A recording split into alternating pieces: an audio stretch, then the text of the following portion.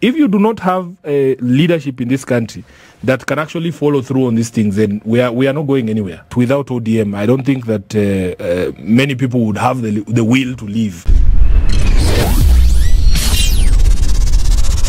It breaks Raila's heart, I have to say this here, when people discuss about ODM being about him and projecting that without him, the party would not exist or would die. Because Raila has taken his time, over 20 years, to build a formidable political machine that has grassroots networks, that has political leadership and grassroots leadership at every level of the country. He has grown leaders, you know. So when he looks around and he hears people saying, oh, without me, this party is going to die, it is something that absolutely just renders all the work that he has done in the last 20 years of building ODM, nugatory. So I want to assure the supporters of ODM and the general public that, in fact, ODM possesses the capacity to be able to perpetuate itself beyond any single leader. And I have seen a debate around the possibility of his absence from the party. First of all, he himself has come out to say there is no vacancy in the leadership of a party. There is no requirement that if he becomes the AU chairperson, he cannot continue to be the party leader of ODM. And in the kind of world that we live in right now, an interconnected world, where a city can sit here and give us a proverb from Cape Verde, which is farther than Addis Ababa. I don't think that it is going to be difficult for us to get direction from the leadership of the party, from Addis, in the event that Baba is going to, get that seat. Now, one of the things that he has done is that he has come out to publicly admonish some of the leaders who have, engaged in sectarian and tribal and regional politics when it comes to succession. Because you cannot reduce an entity such as ODM that has representation and membership and leadership from all across the country to any one region or any one sect or any one tribe. And I think it has worked because we have seen a slowdown in some of those conversations. We as leaders in ODM must be very responsible because what is ODM without, say, Hassan Joe? What is ODM without Wycliffe Oparanya? What is ODM without Sifuna? What is ODM without all these people, Wandai and all the others? In fact, if we remain together as the leadership of the party, I think we are quite a formidable force. And even when people argue that Raila's shoes would be very big to fit, my argument is that it would be too big to fit if you are looking at it from a perspective of one leg going in. But if I put my foot in there, Wandai puts his foot in there, Joho's foot is in there, Oparanya's foot is in there, and all these leaders in ODM that Baba has put together, and Mbadi and the others, we will feel that shoe at some point because nobody is trying to be Raila Odinga, and I don't think anybody can be Raila Odinga. You have to be yourself. He has his own style and his own abilities, and we recognize that, and we have encouraged the members of the party not to be drawn into those sectarian fights about who best fits the shoe. And is that a sentiment of consensus across board? I think the consensus will arrive at some point when everybody sees that we are better off together than if we decided that, we are going to do this as Western Kenya, we're going to do this as a coast, or this as Luo Nyanza, and so on and so forth. Because I actually believe that ODM is a very formidable force. Just when you go into that meeting, like if you come today at Bomas and you look around the hall and see the people who are there, this is a party that if we were to remain focused, and we are the hope of very many Kenyans, by the way. They might not express it all the time, but people actually have said it to some of us that without ODM, I don't think that many people would have the will to leave. It is that big because you represent a certain hope that we wake up every morning to push back on the darkness, because there are evil people in this country and they found themselves somehow embedded in power, and every single morning they wake up to conjure the worst ills against the people of the republic, and they are looking to see who is this one one person, who is this organization that can actually speak out for Mwananchi, that can actually speak out for the doctors and the medical interns and the nurses and all these other people, the teachers and the common Mwananchi, including the avocado farmer. So they look up to ODM, they look up to the opposition to be able to fill that gap, and we want to assure them that we will not let them down by allowing sectarian or regional or tribal differences to break apart the party. Right. You've heard me ask this question before. Yes. That I know that political parties at the very formation of the idea are for an ideology that will carry the day. It's a vehicle to deliver certain things. And you've always been quite clear about what ODM has. So let's take that and graduate this conversation to the position that you now sit in as Senator for Nairobi. Absolutely. In an oversight role, a member of the party, one would assume that taking some of the tenets of those ideologies and then applying them to the position that you sit in today. We've seen you over the last few weeks sit in different outfits, travel to different parts of the country, asking questions about accountability and the responsibility of certain individuals and what they do. What is the problem right now? Because again, remember, we're talking about centers. Now we're talking about another center of power, another center of responsibility that seems to be falling apart, breaking apart at the seams. And you, in your position of oversight, again, have been very loud about some of these things and how we cannot allow them go to the dogs. What is going on? Well, there are a lot of problems in this country. One of the things that we in ODM believe in, we believe in democratic governance. We believe in respect for constitutionalism. And every time I'm on the floor of the House, if there is a piece of legislation that has come, we always begin with, is that document constitutional? That is what we do as ODM. And in fact, yesterday, if you were watching the proceedings in the House, it was the first time in a long time that I saw a bill that is actually drafted in line with the constitution. I think it is a gambling bill. So it is, most of the times we have seen that bills are originating from the National Assembly that want to take away from the powers that have been vested in county governments. And most of the times you will see like issues such as housing. Housing is a devolved function. The national government has no business getting itself involved in devolved functions. And the pushback you see from us in the House is a reflection of that belief in ODM, that we have first of all to start by respecting the constitution. If you have laws that come to then ruin the fabric of the constitution itself, it is our responsibility to stand up and say that this is something that we do not support. So we try our best. We fight unconstitutional laws on the floor. Of course, Kenyans and the people of Nairobi understand that I am outnumbered. I have publicly put out the number of votes that Kenyans can count on in the Senate. There are only 16 votes, people that I can count on to stand with the manifesto of ODM, the values of ODM, the values of the opposition, and to respect the constitution and the oath that we took as elected representatives. What do you mean only 16 votes? There are only 16 votes. What does that mean? Like, those are count on. Okay. So, for instance, for you to pass any legislation or to stop the passage of a legislation, such as the housing bill, you need 24 votes. So we have 47 total votes. That is, each county has one vote. So if you have 47 senators, you need 24 to be able to do anything in the House. Unfortunately, I've run short by 8 votes. So those 16 senators are the only people I can assure Kenyans, if there is and they need to defend a constitution or to defend devolution, those are the guys who will come through at any particular point in time. The rest of them, I can assure you, those ones cannot be counted upon to stand for anything in the House. Hold on a minute, Senator. 31 senators. You're essentially saying that if there's anything that is going to uphold the rule of law, uphold the constitution, fight for the livelihoods of Kenyans, that 31 senators will be against the constitution? And that is the position. And I'll give you the classic example. Last year, we had a very serious debate in the Senate on division of revenue. And essentially, the role of a senator who you would expect would be to defend your county government and ensure that you get the highest possible resource allocation. So 2 figures were put on the table. One suggested or proposed by Gachagua and Treasury of 385 billion shillings as shareable revenue to counties. Our own Committee of Finance, chaired by Senator Ali Roba, proposed that we as a Senate, with the mandate to do this work, vote for 407 billion shillings. Any rational person would expect that a senator would vote for 407. That motion was defeated because the Kenya Kwanza senators, who are the majority, voted for a lower figure.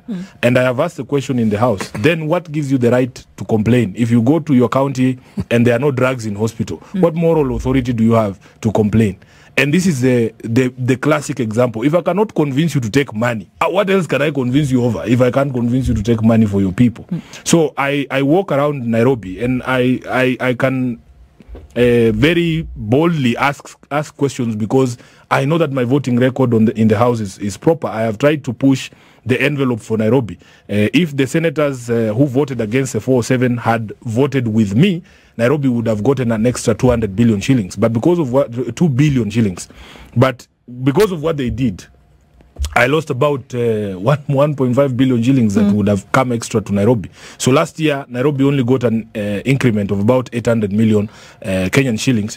And I am happy that I was able to push that envelope for the people of Nairobi.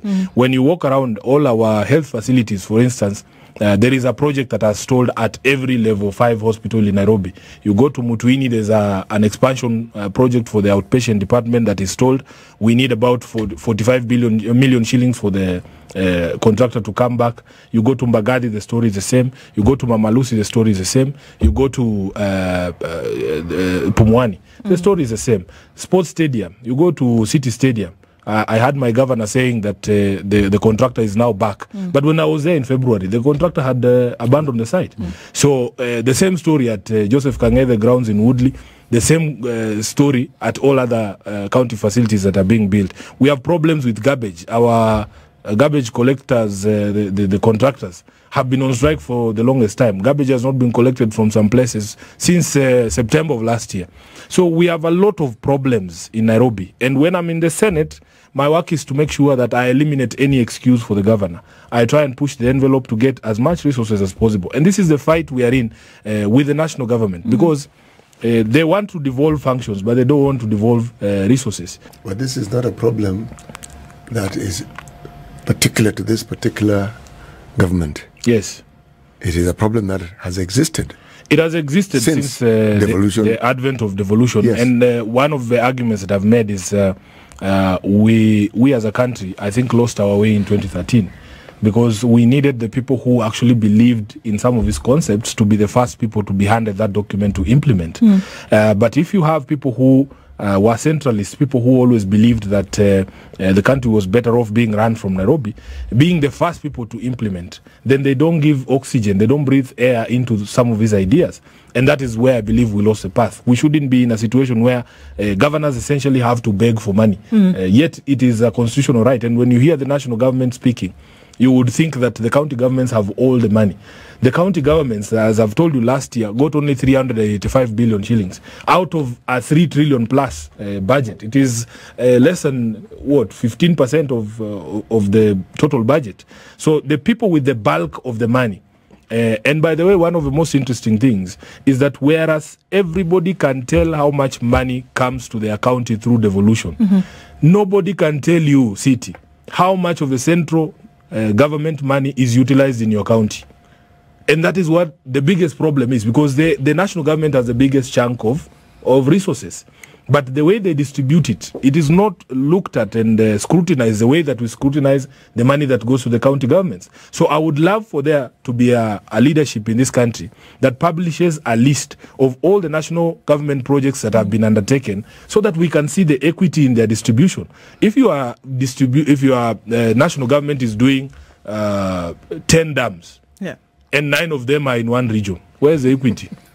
Where's the equity? And then when you complain, they tell you, oh, but you have your money with your governor. What is your governor doing? And yet, the chunk of the money is not with the county governments. It's with the national government. It's with the national government.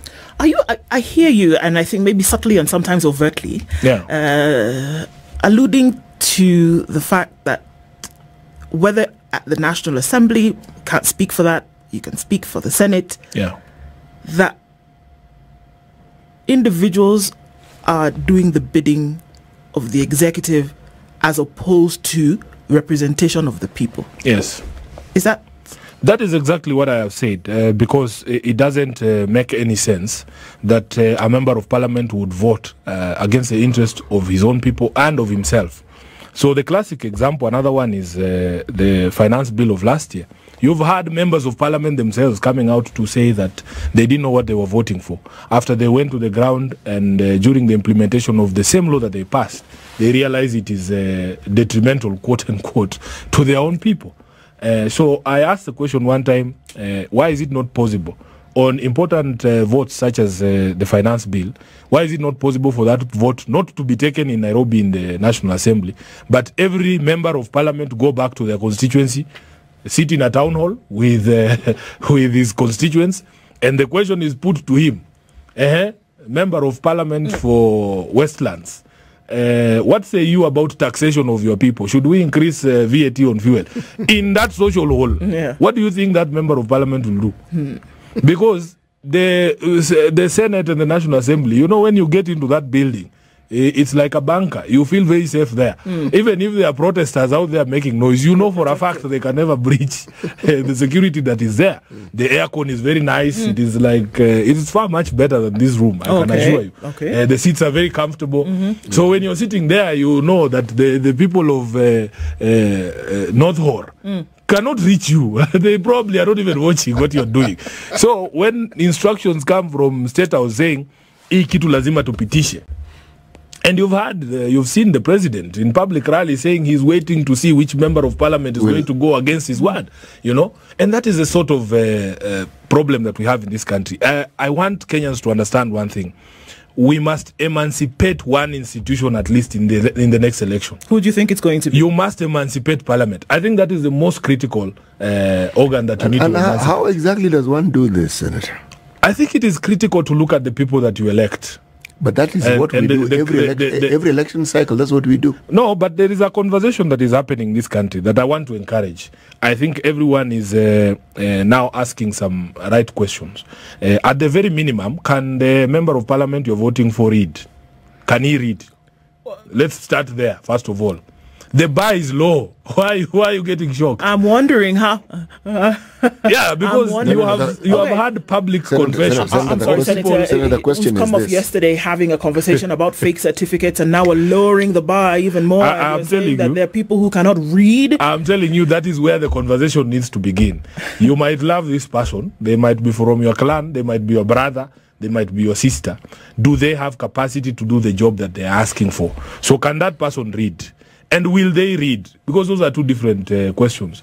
Can they just give an assurance that they will not vote for something they have not read? Can they then debate that bill or that proposal before the Houses of Parliament? Will they be able to express your views on that bill? Because they are representatives. They're not giving their own views. Will they be able to do that? And when voting comes, will they exercise that power with conscience? So those are the questions and I'm happy that discussion is happening in many places in the country. And people are questioning some of the people who ended up as their representatives in the National Assembly, in the Senate. So for me, because of the critical role of Parliament, I think the focus of Kenyans has to be that we need to elect people with certain capacity to do the job, and some level of intellectual independence, so that they are able to represent properly. But surely, Senator, you know very well that what you're saying is aspirational, because our voting patterns, by and large, have very little to do with what we're saying. But City, I don't want you to get stuck in that, because that is something that people keep saying. I'm not getting stuck in it. I'm merely stating I know. But Kenya is changing. I am telling you, this country is changing. I would like it. You see, you represent an aspect of that aspiration that we're talking about. You, yes, as an individual. I cannot say the same for very many people. But this is the point that I'm making, City, that we all as Kenyans have a responsibility to start that conversation and make sure that this happens. And in many places, I am telling you, these conversations are happening. Because many people, especially the young people, who did not think that politics takes a notice, are actually realizing that politics will never ignore you. And especially immediately you start making any money, it will find you. Whether it's on TikTok or wherever it is you are, we will find you. Looking at the roles of oversight, I asked this question. The Law Society of Kenya president was here And some of the questions we asked in terms of investigations that happen, things that are said, the Auditor General, gives some scathing queries over and over again, and we ask ourselves, who is responsible? Who is responsible for asking the questions and actually seeking for persecution, or rather prosecution, and maybe persecution as well, but okay. And Parliament is front and center when the question is asked. Yeah. So what's happening in this particular area? I think for us as members of Parliament, and especially us in the Senate, we take our oversight role very, very seriously. And sometimes oversight is interpreted as witch hunt. I have seen newspapers, including the Standard newspaper, claiming that because we are doing our jobs, we have begun early campaigns. When Sifuna goes to Mbagathi to ascertain whether there are drugs at Mbagathi, that doesn't mean I'm running for governor. And I have said it publicly, I am not interested in being governor of Nairobi. Okay. I am happy with the job that I have been given as a senator of Nairobi. It is not a witch hunt against anybody when I request that so-and-so appears before a certain committee or so-and-so appears before the full house. We don't call governors before the Senate to ask them their favorite TikTok filter or your favorite color or your favorite meal. No. We are there to discuss serious issues, and if you impede my oversight duty by refusing to show up to summons of committees of the Senate, I will do it on the media. It is that simple, no? Because look at the instances, for instance, with my governor. What have we been summoning Governor Sakaja over? At the Energy Committee, we summoned Governor Sakaja over the Mradi fire incident. Right. That is not a light matter. It is not a joke. It is something that you would think everybody would prioritize. We have had opportunity to speak to every agency that was involved, either in regulation or licensing of that gas plant. We lost lives there, and it's not a joke. True. So we have spoken to EPRA, we have spoken to the CS. Chirchir made time to come before the Energy Committee. We have spoken to NEMA. The missing link is the governor of Nairobi. At the housing committee, what were we calling Sakaja to do? We were not there to, he's not at our favorite. We like to sit we want to see him every day. No. Yeah. We were there because of a petition by residents of the 13 estates that his county government is redeveloping under the urban regeneration program. And these people are saying, the people from Woodley, Jericho Lumumba, they are there asking questions, the questions that only the governor of Nairobi can answer. So when we summon him and he fails to appear 5, 6, 7 times, it is not us he's disrespecting. He's disrespecting the people of Nairobi. And you cannot say that it is a witch hunt. What were we calling him about at the Public Accounts Committee of the Senate? It is precisely what you have asked. We want to interrogate the reports of the Auditor General. These are not Sifuna's reports. It is not Sifuna who said there are 30 roads that are stalled in Nairobi. It is not me. It is not Sifuna saying that there was irregular procurement of bitumen, for instance, in the 2023 report.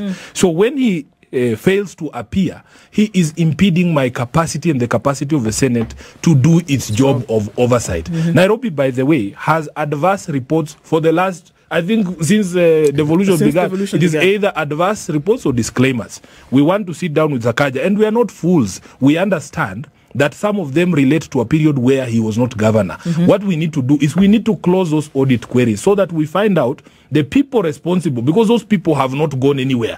God has preserved them. They have not died. They are there. We know them. We can see them on social media. And Senate has power to call anyone, including people who were previously in that administration. So what you're supposed to do, and we have seen all governors, by the way, all governors appear before committees of the Senate. Yes. It is only my governor who, for some reason, is always traveling and finds an excuse to be outside the country or to be unable to appear before the Senate. So when you see people evading responsibility and oversight and accountability, there is a problem there. So all we are saying is that, and by the way, we do this for all county governments. One of the things we have realized as senators is that presence on the ground is everything. Because if you sit in your air-conditioned room there at KICC and you're told, we are going on, work at the city stadium is going on, and you are in the, and you are there, seated there, you have to go on the ground and see for yourself. including projects that they claim they have completed. If you say you have built Dandora Stadium, yes, people can see the stadium is there. But the job of oversight, you have to go beyond. If they say, if you look at the bill of quantities and it says we were building a 15,000 capacity stadium, go there and count the seats. And make sure that they're 15,000. Correct. That is what oversight is. If you look at the bill of quantities and it tells you that this was supposed to be a concrete structure, and you go there and you find mabati, or the seats were supposed to be mabati and you find plastic, that is the job of oversight. Now, let me ask you something. Yes. From that point where it is clear that there's an issue, and I think this is a bane, from the point where you find that there is an issue, what happens next? Because now, it seems as though, Senator, that we find these problems and we say, okay, yes, we found this problem and we park it. We found this problem and then we put it there. No. We find this problem and then we put it there. What has happened? We actually do not park it. What happens? So the committees have certain powers. And if you follow the discussion last time, there was actually a proposal to stop the disbursement of money to the Nairobi County government. It is an action that we can take so that they remedy all the gaps that we have identified. We recommend prosecutions. There is an officer from the EACC that is embedded in the committee. They sit there with us all the time. There is an officer from Treasury who sits there with us during the audit process. So it is not an exercise in futility. But you need to understand that for us as a parliament, we can only act within the powers that we have. Some of the frustration that we have expressed is we don't want to be lamenting all the time that a governor has been unable to show up. You find somebody, because the Powers and Privileges Act provides for a fine for somebody who fails to show up to parliament, and the figure has been set at 500,000 shillings. This is peanuts to some of these governors.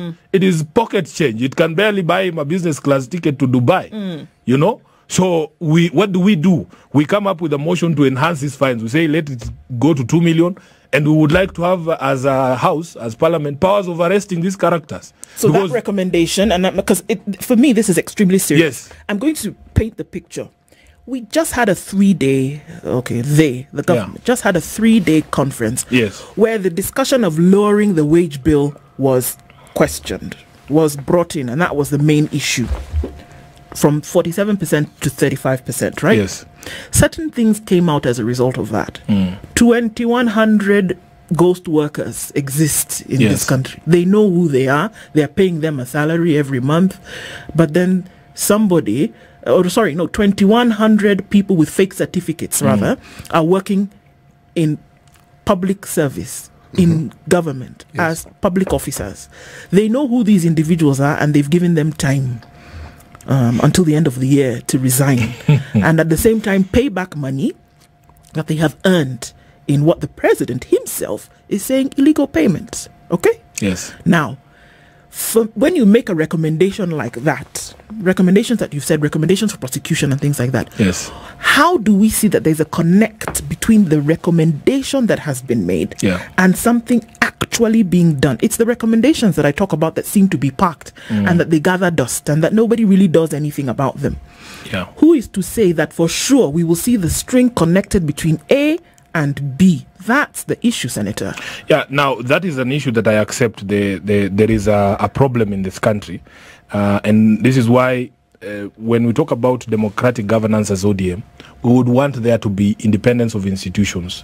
The truth of the matter is, for as long as you have people in power who don't believe in these things that you're talking about, it will never happen. Because at the end of the day, we have had stories of investigative agencies, and they speak to us. They're also very frustrated. An investigator does a proper job. It is the DCI. He has descended on a county.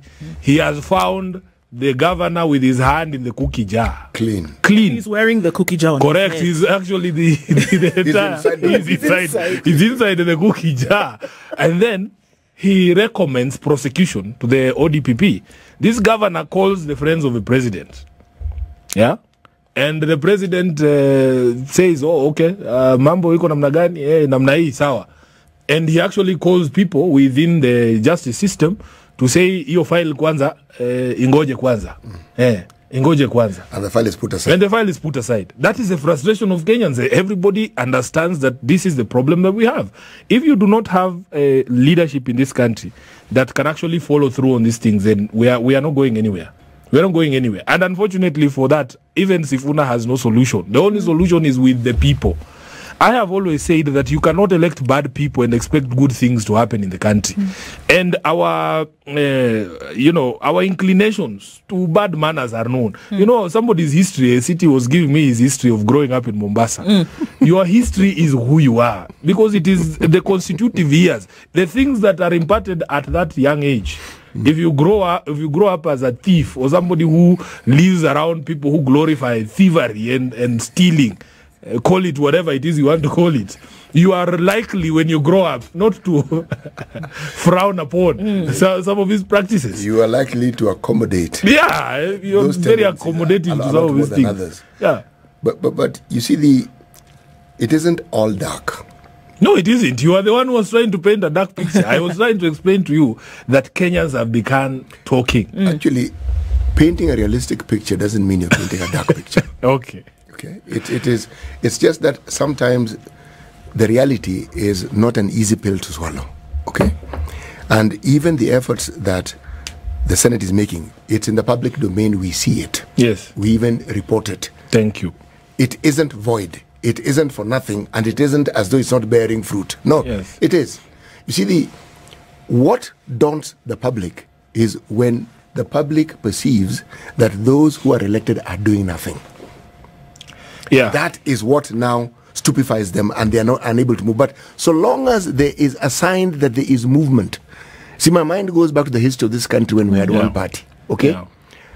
Yet within that one party, there were people who dissent within that party and dissent loudly. And at that point in time, they knew there was a cost to that dissent, but they dissented anyway. Okay. Yeah. Now, and I want to encourage you, City, because honestly speaking, I know that at least for the people of Nairobi, the people of Nairobi appreciate the effort. Yes, they can see that the odds are stacked against you, but they want you to put up a fight. Yes. And it is bearing fruit, because I can tell you for a fact, there is things that we have done on that floor of the house that has borne fruit. The classic example is today, the Minister for Defense came to the Senate yesterday after I wrote to him and summoned him to the house to explain to us what is happening at Uhuru Park, because I couldn't get those answers from my governor. And today he's handing up back the park to Nairobians. He had invited me for that ceremony, but of course I have to be here and I have to be at the NGC. Somebody had grabbed Tomboya Social Hall in Makadara. And when we put the CS for lands to task, she came and she has declared that acquisition was illegal.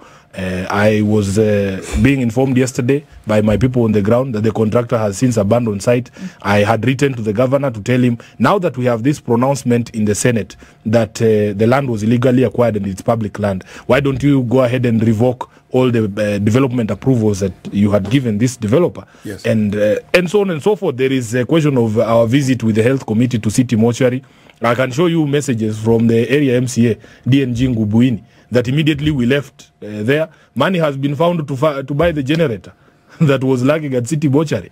The contractor is back at Woodley, Joseph Kang'ethe grounds. The contractor is back at City Stadium. So the noises that we make in the Senate, it's not futile. It's not futile. No. And I want to assure the people of Nairobi that for as long as I have a voice, for as long as I can talk like the way I'm talking like this, I will speak for them all the time. Some things we will win, some we will lose, because especially those that require a vote. Right. I know. You're just 16. I know I have only 16. But on every other aspect, I can assure the people of Nairobi that I will always speak for them. It is a great challenge, the greatest challenge of our times. That we can have an administration, first of all, that doesn't listen to the people at all. They insist that it is going to be their way or the highway, and those of us who believe in democracy and democratic governance of the people, as required by the Constitution, really don't see anything positive in that sort of approach. And the challenge will always be thrown back to Kenyans. Even if we fail, please let us have this conversation about electing good people. And goodness is something that can objectively be ascertained over a period of time. Observe somebody's life over a period of 30 and 40 years, you'll come to know his proclivities and inclinations. Senator, I'm in agreement with you. Yeah. It's something we discuss here on a daily basis. Yes. And we always arrive at this point. How does the public then hold the elected leaders to account? You see, you are holding the governors to account. Yes. Okay? We need to hold you to account. Yes. That mechanism. Unfortunately, City, there was a very good mechanism that had been woven into the constitution on the right of recall of members of parliament. Yes. But parliament went and made that process impossible. Yes, because they changed the rules and made it so difficult completely for anyone to be able to recall anyone. We as political party leaders also have suffered the same fate. I am unable to recall people who have very obviously decided that they no longer ascribe to the values of ODM. They've decided that they are going to be, in bed with other political parties, despite clear provisions of the law. And it is a frustration that we all share. And I wish we gave people back that power, because I can assure you, City, if that power was there, like maybe 60% of members of parliament would have been recalled from the finance bill vote alone. And if they knew that sword was hanging over their head, they would have done the right thing, because they would have told the president, Ndugu, my people don't want this thing. Yeah. Do people today have the power to actually hold themselves accountable, or even the desire? Because I think that's where it is, that we know the right thing to do, still choose not to do it, and then hope that by some miracle things will go right. And it doesn't matter where we look. It does, across board, at whatever level. Yeah. That's what it looks like. Because again, people put you in that position where there is a hope and the desire that you actually do the right thing, and we can see if the right thing is being done. Yeah. We can touch. We can see. Is there the innate desire to actually do the right thing, or is the desire to be subservient to the person who you think? We have argued, some of my friends argue that in fact the modus in this country is first to identify the right thing. Then we all agree that this is not what we're going to do. Because sometimes Kenyans sit down and they look at the decisions that are taken, and like, this guy cannot be dumb as he looks, not to know that this is the direction that is the right direction. It has to be deliberate, that let's just depart radically from what is right. But I hear you, the frustrations of Kenyans is there, and unfortunately the accountability mechanism has been neutered down. The right of recall of members of parliament has been neutered down. It has been made impossible, actually. The impeachment power in the county assemblies is also subject to very many machinations. Lengthy and convoluted processes. It's not even the processes. Yes. There are other extenuating circumstances. Yes, that are existed there in the relationship between the members of the county assembly, the members and the governors. When you hear a governor in his address on the state of the county openly proclaiming that members of the county assembly will be given a house each from a development that is essentially supposed to be for affordable housing for people who are not in that bracket, what is that, City? And it is on live TV, and the country is watching, and you are saying, you, the people who are supposed to oversight me, are going to each get a house in this housing project. How do you ever expect that member of a county assembly to even do the job that I do, and to scrutinize and say, hey, boss, you said you are building 3-bedroom houses. How are they 2-bedroom? Ambia wewe wacha si yako ni 3-bedroom. Na unaishi wewe. You know that argument of Siiko? It is very annoying, City. Like one of his programs of a county. Yes. When you go and ask questions about the dish in a county, the food for education thing, you are told, but Sifuna, the children are eating.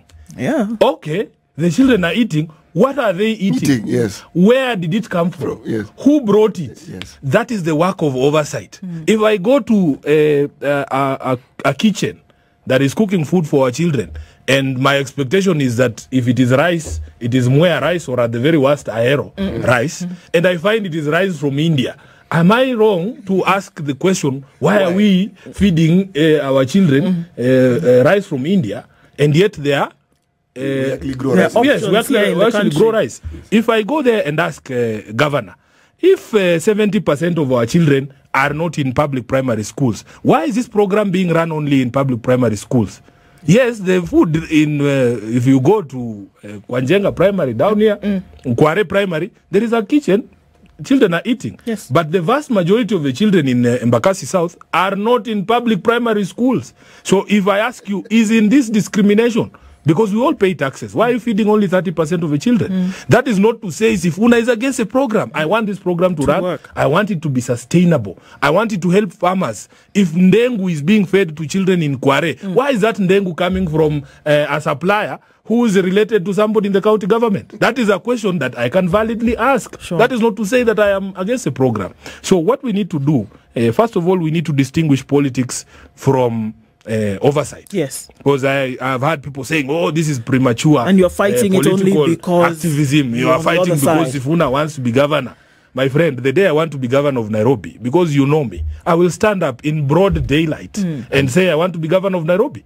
And I will explain why I want to be governor of Nairobi. And I'll explain why I'm uniquely qualified to be governor of Nairobi. But when I am doing my job as a senator of Nairobi, you cannot bring stories to me. And I'm telling you, Ndu, some of these things are very frustrating because I have seen people making comments there online saying, oh, you know, ODM is a majority party in the assembly.